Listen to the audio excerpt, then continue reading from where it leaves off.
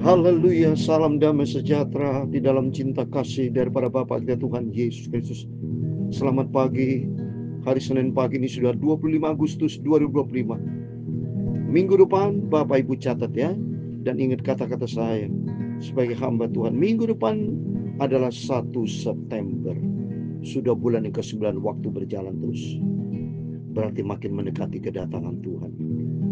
Ya, ada hamba Tuhan yang sampaikan firman Tuhan, bulan depan, bulan September adalah bulan bisa terjadi rapture. Ada hamba Tuhan, tidak saya sebut namanya. Berarti kesimpulannya makin mendekati kedatangan Tuhan.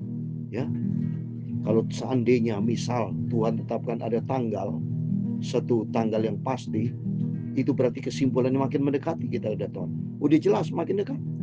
Seperti contoh saya katakan bulan September makin mendekat, udah tinggal seminggu. Untuk itu mari mempersiapkan diri untuk kita selalu berjaga dan berdoa untuk semakin dekat dengan Tuhan. Bukan semakin dekat dengan dunia, tapi dekatlah dengan Tuhan Yesus, karena dialah juru selamat, dan minta ampun sama Tuhan. Karena firman Tuhan kita mau baca Esra pasal 10. Puji Tuhan, pada pagi hari ini kita membaca Esra pasal yang terakhir, pasal 10 ayat 1-12. Besok kita lanjutkan sampai selesai, dan berikutnya kita baca Nehemia. Itu mari kita mau cinta Tuhan Yesus, kita mau sungguh-sungguh sama Tuhan, sebab hanya Tuhan Yesus juru selamat kita. Saya Pastor Yakob Rahmat, kami akan pujian ini. Tuhan selalu ampuni, amin, haleluya, dan lupakan yang sudah, amin, haleluya. Dia takkan ingat salahmu, amin, haleluya. Tuhan Yesus selalu ampuni, amin, haleluya. Tuhan Yesus selalu ampuni, amin, haleluya. Dalam surat Yohanes yang pertama, pasal yang pertama, yang ke-9, demikian firman Tuhan. Jika kita mengaku dosa kita, maka Ia adalah setia dan adil, sehingga Ia akan mengampuni segala dosa kita dan menyucikan kita dari segala kejahatan. Tuhan Yesus Maha baik, amin, haleluya. Tuhan Yesus cinta kita semua, amin, haleluya. Kita dijadikan berharga dan mulia oleh karena Yesus mengasihi kita, amin, haleluya. Tuhan Yesus sungguh amat baik, haleluya, amin, haleluya. Ya Tuhan, punya mula kebesaran dan kejayaan, kehormatan, kemasyuran dan keagungan.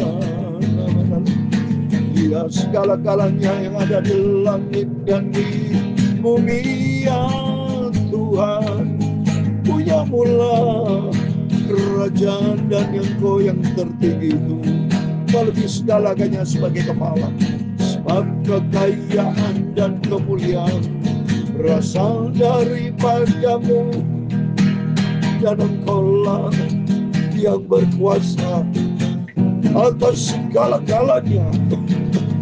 Dalam tangan-Mu kekuatan dan kejayaan, dalam tangan-Mu kuasa membesarkan dan mengokohkan segala-galanya. Sekarang ya Allah kami di dalam nama Tuhan Yesus Kristus, kami bersyukur kepadamu dan memuji nama-Mu yang agung itu, amin, haleluya. Tuhan Yesus selalu ampuni asal, amin, haleluya. Asal kita mau bertobat kembali kepada Tuhan Yesus, amin, haleluya. Bapa, pagi ini kami membaca firman-Mu, Bapa. Sucikan mulutku pikiran dan hatiku. Amin, haleluya.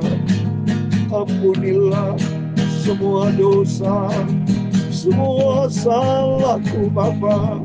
Tuhan Yesus sungguh baik, sangat baik. Amin, haleluya. Ampunilah Bapa semua dosa salahku. Dalam nama Tuhan Yesus kami sudah berdoa dan mengucap syukur. Amin, amin. Tuhan Yesus begitu baik, sangat-sangat baik. Kasih Tuhan sempurna, tidak ada tandingannya. Dia berfirman dalam surat 1 Yohanes 1:9, firman Tuhan katakan, jikalau kita mengaku dosa kita, Ia adalah setia dan adil, sehingga Ia akan mengampuni segala dosa kita dan menyucikan kita dari segala kejahatan. Ayat 10, jika kita bicara berkata bahwa kita tidak ada berbuat dosa, maka kita membuat Dia menjadi pendusta, dan firman-Nya tidak ada di dalam kita. Kita berdosa sama Tuhan. Kita sombong kalau kita mengaku bahwa kita tidak berdosa, sombong. Tapi kalau kita mau mengaku dosa kita rendah hati dan harus rendah hati seperti Yesus. Sebab memang kita akui kita dilahirkan dalam keadaan manusia yang sudah berdosa. Karena keturunan Adam dan Hawa, keturunan orang tua kita banyak berdosa. Kita adalah keturunan orang berdosa. Tapi karena kasih kebaikan Tuhan, segala dosa kita sudah diampuni. Sehingga melalui pengorbanan Tuhan Yesus di atas kayu salib, kita tidak lagi di bawah kutuk dosa. Karena Tuhan sudah ambil alih kutuk dosa itu. Dan di bawah Yesus ada di bawah kasih karunia. Tetapi kita tidak boleh mempermainkan kasih karunia Tuhan. Tidak boleh mempermainkan Tuhan. Sebab Tuhan berfirman dalam Galatia 6 ayat 7. Jangan sesat. Allah tidak membiarkan dirinya dipermainkan. Oh, enggak bisa. Tuhan punya kedaulatan, punya otoritas penuh. Karena Tuhan Maha Agung, Maha Sempurna. Tetapi memang Maha Baik. Tapi bukan berarti kalau Tuhan Maha Baik kita mempermainkan Tuhan. Tapi justru dengan kebaikan Tuhan, mari kita mau cinta Tuhan. Kita mau sungguh-sungguh hidup di dalam kasih karunia Tuhan. Amin. Mari kita kembali kepada firman Tuhan. Kita mau baca Esra pasal 10. Adalah bacaan yang terakhir Bapak Ibu. Kita mau baca ayat 1 sampai 12. Besok adalah ayat yang terakhir kita mau baca ayat 13 sampai 44 dan selesai. Sehingga berikutnya kita mau baca Nehemia, kitab Nehemia. Ya, sama Islamia itu nyambung saya. Dua-duanya adalah hamba Tuhan. Dua-duanya adalah imam Tuhan yang dipilih sama Tuhan dalam rangka kelanjutan untuk bangsa Israel. Ya, itu mari kita mau baca firman Tuhan. Esra pasal 10 ayat 1 demikian firman Tuhan. Tindakan Esra terhadap perkawinan campuran tidak boleh, saudara. Jadi sementara Esra berdoa dan mengaku dosa sambil menangis dengan bersujud di hadapan rumah Allah, berimpunlah kepadanya jemaah orang Israel yang sangat besar jumlahnya, laki-laki dan perempuan dan anak-anak. Orang-orang itu menangis keras-keras. Karena apa, saudara? Mereka berdosa, banyak menyimpang dari firman Tuhan. Ya, mari kita mau baca nanti, mau terangkan firman Tuhan. Apa kesalahannya? Ya, ini baca ayat kedua. Maka berbicara Sekanya bin Yehel dari Bani Elam, katanya kepada Esra, kami telah melakukan perbuatan tidak setia terhadap Allah kita. Orang kami telah memperistri perempuan asing dari antara penduduk negeri. Namun demikian sekarang juga masih ada harapan bagi Israel. Dia menikah dengan orang-orang yang tidak seimbang. Kata firman Tuhan di dalam 2 Korintus pasal 6, kita tidak boleh, saudara. Oleh karena itu mari Bapak Ibu jangan buru-buru ikuti nafsu. Ya, anak-anak kita yang mau masuk dalam pernikahan, punya pacar segala macam, coba banyak berdoa, tanya sama Tuhan. Apakah ini pacar dari Tuhan, calon suami atau calon istri dari Tuhan? Harus tanya. Berdoa sama Tuhan, tidak boleh seenaknya, saudara. Memang manusia dikasih otoritas, tapi otoritas yang ngawur. Ya, oleh itu lebih bagus otoritas tanya sama Tuhan. Karena ingat, otoritas kita ada di bawah otoritas Tuhan. Ya, jadi otoritas yang sempurna itu, kedaulatan yang sempurna ada di dalam tangan Tuhan. Mari kita baca 2 Korintus pasal 6 ayat 14, demikian firman Tuhan. Janganlah kamu merupakan pasangan yang tidak seimbang dengan orang-orang yang tak percaya. Sebab persamaan apakah terhadap antara kebenaran dan kedurhakaan? Atau bagaimana kau terang dapat bersatu dengan gelap? Nah, ini sama pasangan. Jadi mereka memperistri orang-orang yang tidak seiman, tidak percaya kepada Tuhan, kafir. Ya, oleh itu mari kita takut sama Tuhan, supaya apapun yang hendak kita lakukan, tanya sama Tuhan, karena semua dari Tuhan. Supaya Tuhan bisa campur tangan, yang bagi wanita, anak kita wanita berdoa supaya Tuhan kasih calon-calon suami kaum Adam yang datang itu. Lihat itu, waktu Ishak oleh Abraham untuk memperjodoh Ribka, suruh baca itu di pengajian. Dia betul banyak berdoa, minta petunjuk dari Tuhan, sampai pesuruhnya itu, ya jongosnya Abraham, dia betul-betul dia berdoa. Semuanya itu berdoa, andalkan Tuhan. Sehingga akhirnya dapat jodoh dari Ishak kepada Ribka yang datang dari Tuhan. Masih, kalau gitu mari jangan ngawur, saudara. Apapun, baik dalam pekerjaan, dalam bisnis, apa menjadi, selalu andalkan Tuhan.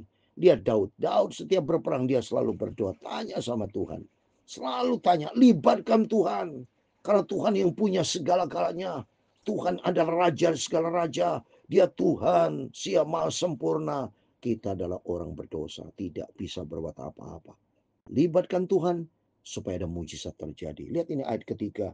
Malah kita sekarang mengikat perjanjian dengan Allah kita, bahwa kita akan mengusir semua perempuan itu dengan anak-anak yang dilahirkan mereka menurut nasihat Tuhan, nasihat Tuhan, dan orang-orang yang mentaat karena perintah Allah kita, dan biarlah orang bertindak menurut hukum Taurat, bertindak menurut firman Tuhan. Ya, usir di sini, usir dosa.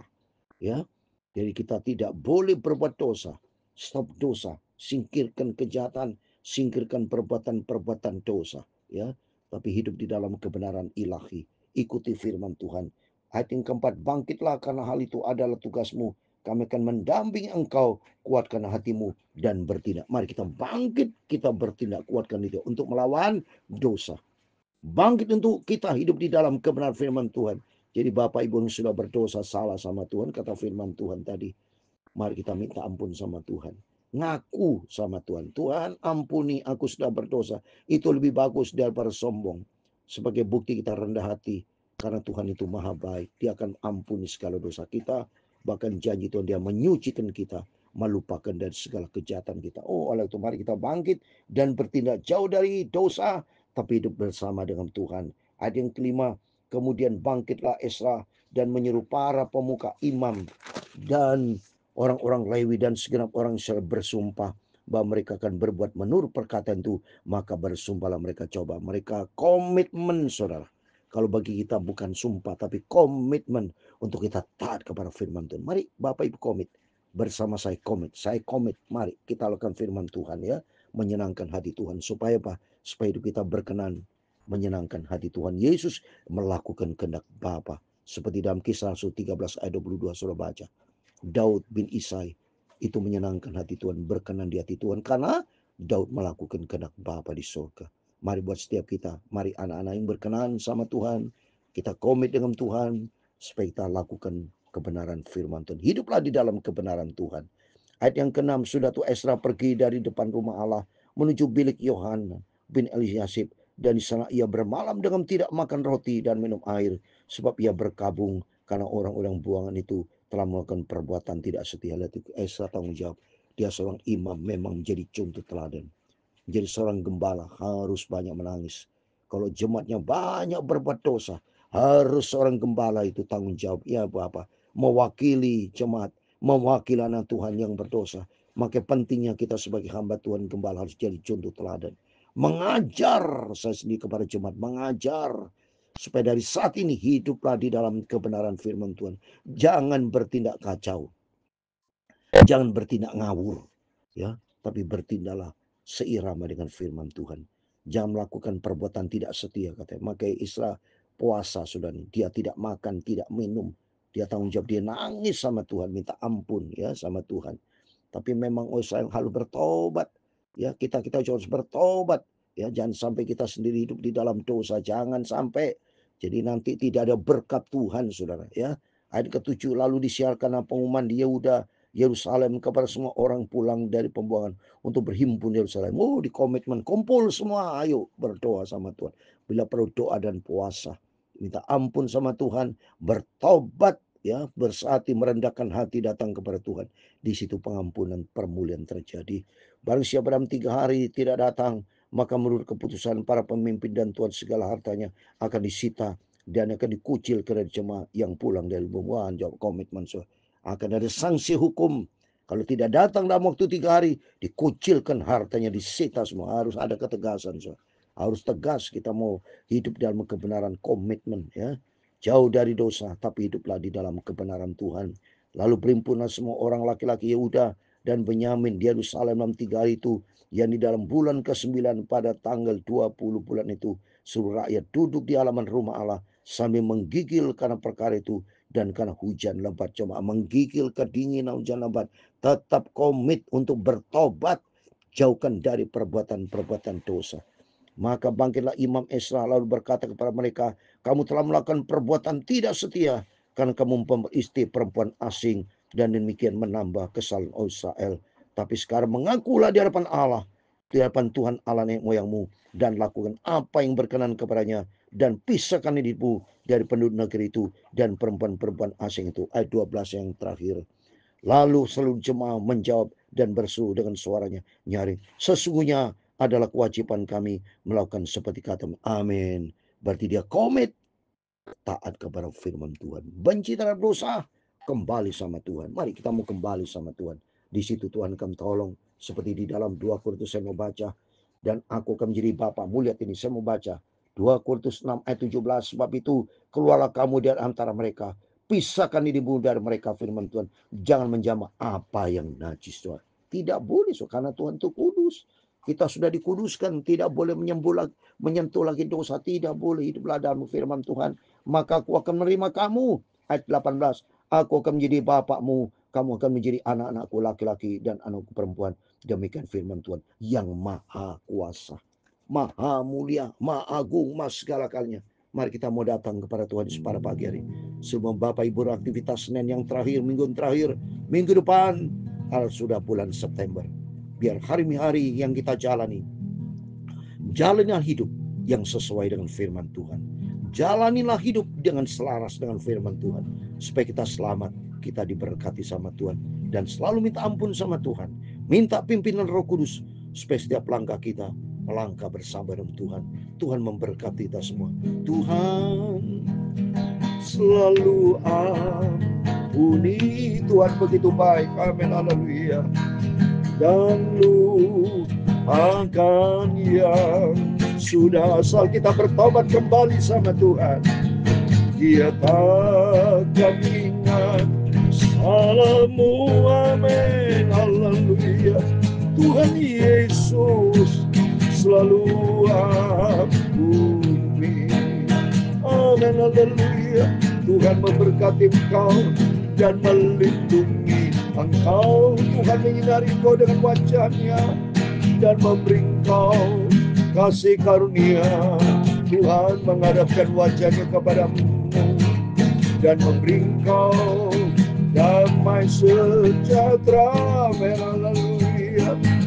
Bapa kami di surga, dikuduskan namamu, datanglah kerajaanmu, jadilah kehendakmu di bumi seperti di surga. Amin. Haleluya.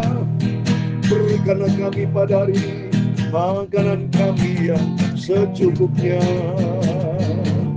dan ampunilah kami akan kesalahan kami, seperti kami juga mengampuni orang bersalah kepada kami. Dan janganlah membawa kami ke dalam pencobaan, tetapi lepaskan kami dari yang jahat. Karena Engkaulah yang mempunyai kerajaan dan kuasa dan kemuliaan sampai selama-lamanya. Amin. Tuhan memberkati Bapak Ibu Saudara semua. Sebelum beraktivitas, mari datang kepada Tuhan, berjaga dan berdoa. Kembali kepada firman Tuhan, kita rendahkan hati kita, berdoa minta ampun sama Tuhan, minta pimpinan Tuhan, minta petunjuk Tuhan, supaya langkah-langkah kita tidak berdosa kepada Tuhan, tapi berada di dalam kebenaran firman Tuhan. Tuhan memberkati Bapak Ibu Saudara semua. Tuhan bersama kita, Immanuel. Amin. Puji Tuhan.